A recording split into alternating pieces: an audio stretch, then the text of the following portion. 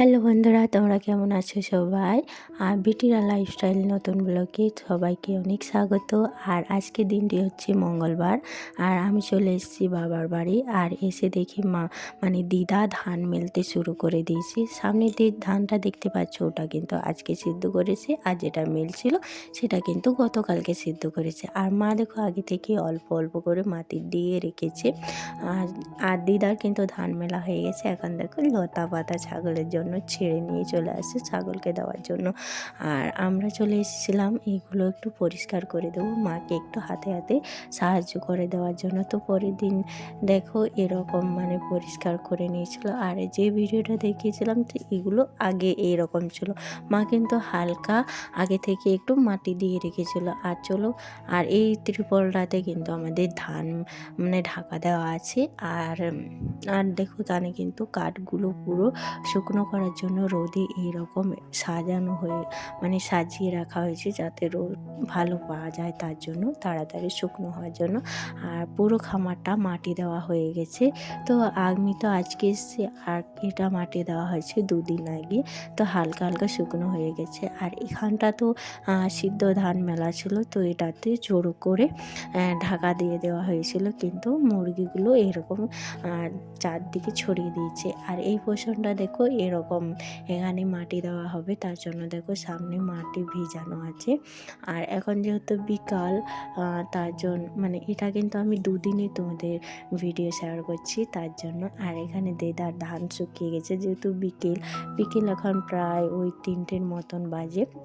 আর এখন কিন্তু যেহেতু শীতের দিন অল্প রোদ দেয়, হালকা বেশিক্ষণ রোদ থাকে না, তার জন্য এখন জড়ো করা হয়ে গেছে।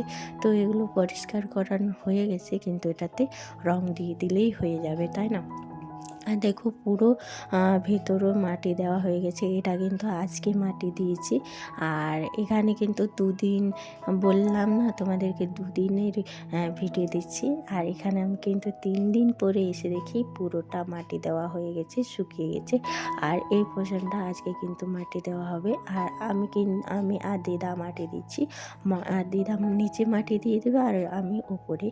তো যেহেতু মাটির বাড়ি, তো মাটি তো দিতেই হবে, তাই না? তো চেষ্টা করছি মাটি দেওয়ার জন্য, জানি না কীরকম হয়েছে। আর দিদা আমার মাটি দেওয়া দেখছি কীরকম মাটি দিচ্ছে। আর ও খুব সুন্দর মাটি দেয়। তো আমি দিদার মতন অত সুন্দর করে মাটি দিতে পারি না, কিন্তু চেষ্টা করছি মাটি দেওয়ার জন্য। তো ও দেখে দাঁড়িয়ে আমার মাটি দেওয়া দেখছে আর হেসে দিচ্ছে, তাই না?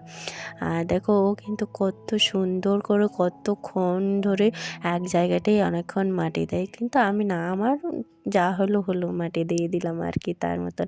আর যেহেতু এখন ধান কাটার সিজন, আর লোকও পাওয়া যাচ্ছে না, 2দিন না 3 দিন পেয়েছিলাম, দুজন করে, তারা কিন্তু মাটি দিয়ে গেছিলো। আর আমি কিন্তু সেই 3 দিন আসি নাই।